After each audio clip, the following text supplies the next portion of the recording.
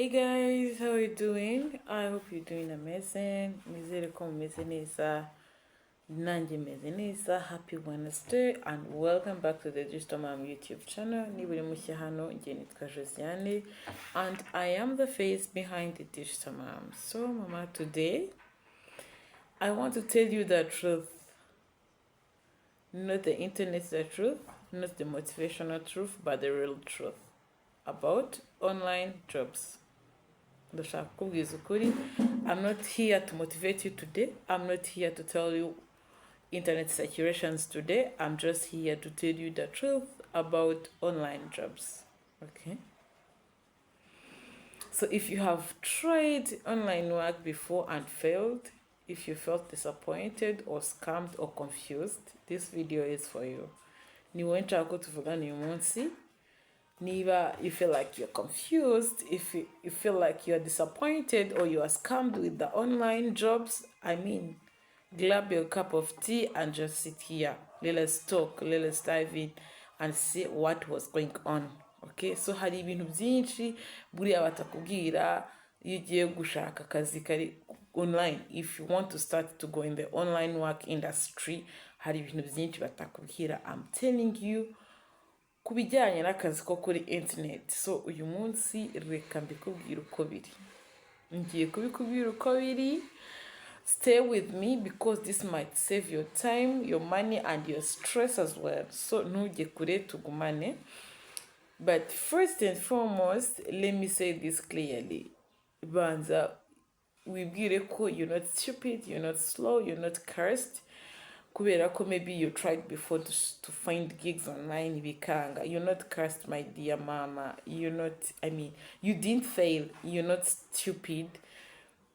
Because I know that many moms fail online because they were misled.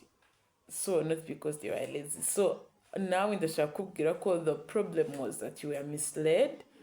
It's not that you're stupid or you're lazy or whatever things that you are keep telling yourself in your heart. No.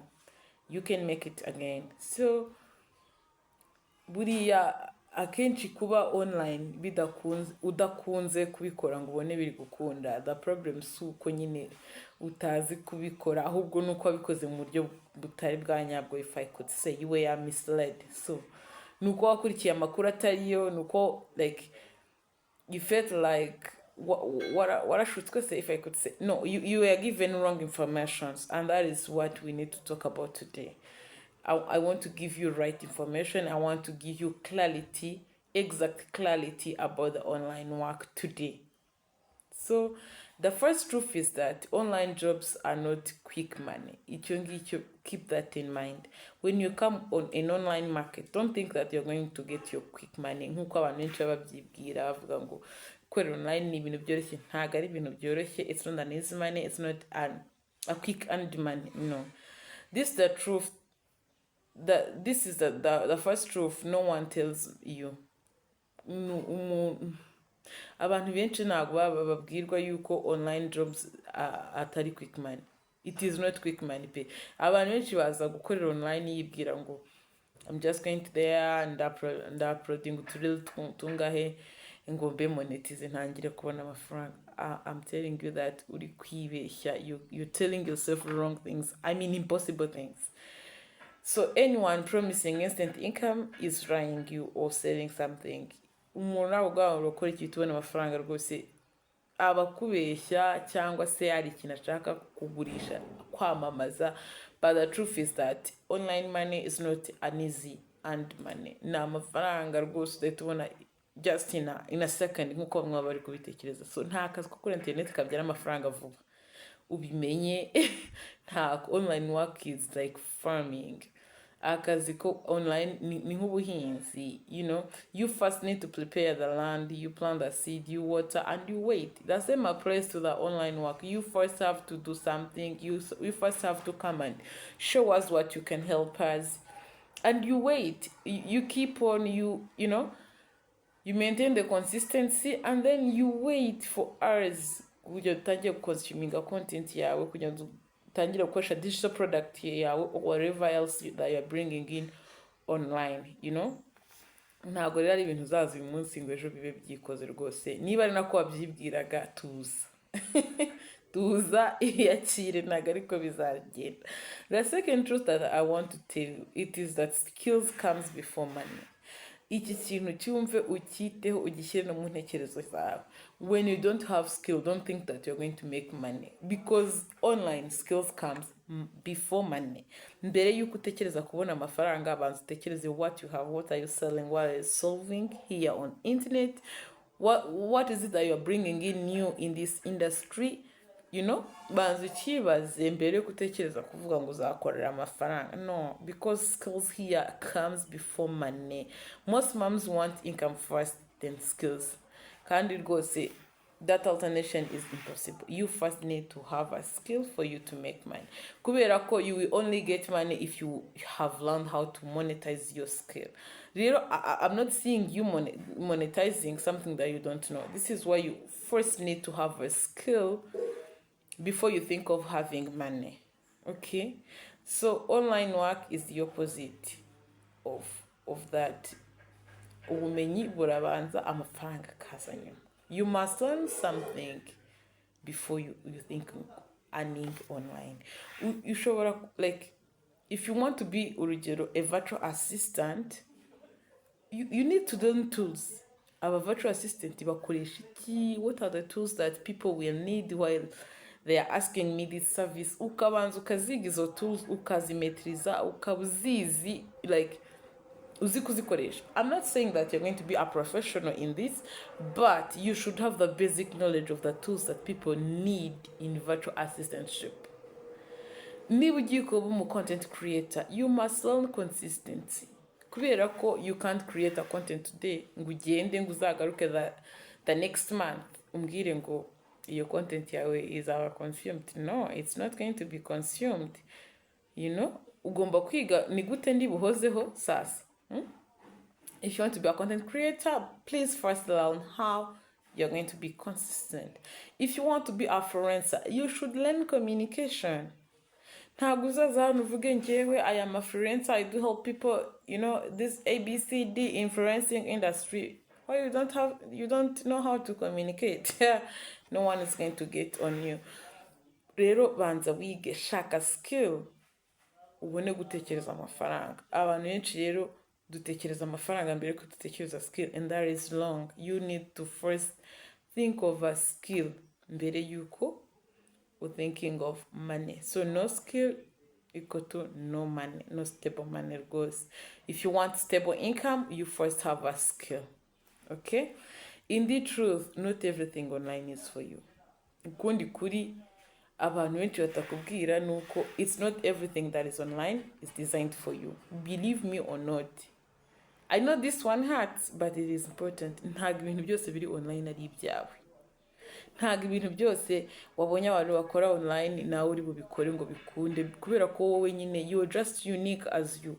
God created you in a single molecule, idasa n'iyundi muntu uwo ari we wese. So ntabwo ibintu byose biri online wabikora ngo ubivemo. Kandi ibi bintu bikunda kutudraininga down, bikanatuma sometimes do feeling like we are tired of coming online because we came and then we get lost in between of everything twabonye online. Just because something works for someone, it doesn't mean that it's going to work for you. Banza urebe ejo narabikubwiye, banza urebe icyo ushoboye, banza urebe icyo wumva wiyumvamo wanakora nturambirwe.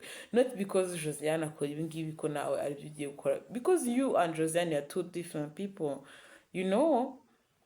So it just because something works for someone, it doesn't mean that it's going to work for you.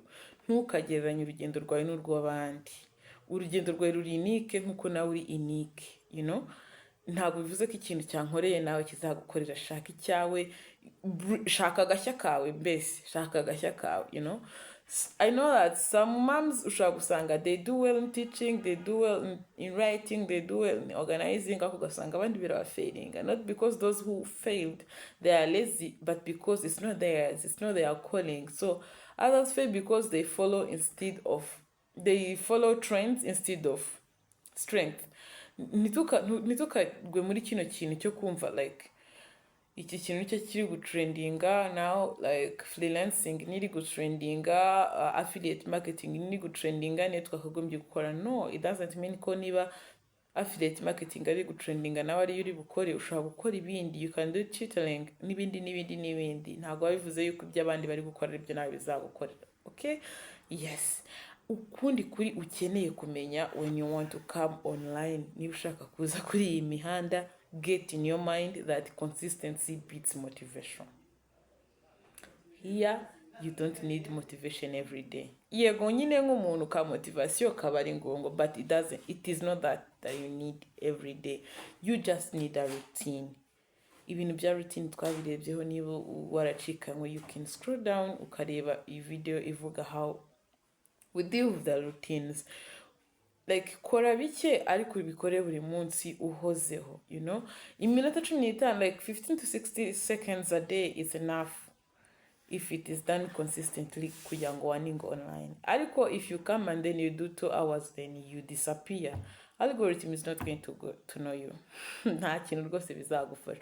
Consistency ni mattering hano, not burnout. Burnout comes from pressure, not progress. Rwose ibintu byo kuvuga kuza ukihiringa ukamara iminsi 2 ugahita ugenda ukamara andi mezi 2 utagaruka, nta kintu uzakuramo. Consistency niyo ikora hano online, in the online industry. So burnout comes from pressure, not progress. Wikiza ngo wihwanyagure, ahubwo ngwino ukore duke ushoboye, ariko udukore buri munsi, ukore uhoza. So if online work didn't work for you before, it doesn't mean that it won't work now. Ntabwo bivuze ko kuba mbere wenda waragerageje bikanga ubu ngubu bitakunda. Gerageza no, try again. It means that you will only do with clarity. Niba umaze kubona this information, you just come back with a new style, with the good clarity, then biri bukunde. Ntucike intege. Icyo usabwa gukora ni ukuhindura gukora, si wowe ugomba guhinduka, you know. Change the system. Ibintu byose, it's all about the system. You come and change the system, not change yourself. Ibintu bizigushamo. So if this video has helped you, and the comment section ngo now I understand. Kandi ndabasabye rwose nimuzajya mwumva ari cyabafashije, please drop it in the comment section kugira mbone ko turi kumwe. It motivates me, nanjye bimaka motivation rwose, simbabeshye. It motivates me, bigatuma numva, you know, ntago ndi kuvuga nyine ngo numvwe na robots gusa. So subscribe to the Digital Mom, because tomorrow I will show you how a busy mom can start digital work using online phone. Hari abantu benshi banywa complaining ngo we don't have machine, we don't whatever. Ejo nzakubwira uburyo ushobora gustartinga gukora online with just telefone yawe. Ufite ko telefone yawe ndabizi ko ifite, utayifite ntabwo waba uri kundeba. Niba utayifite ufite machine. So see you tomorrow with love from the Digital Mom. Bye. Witeka barinde.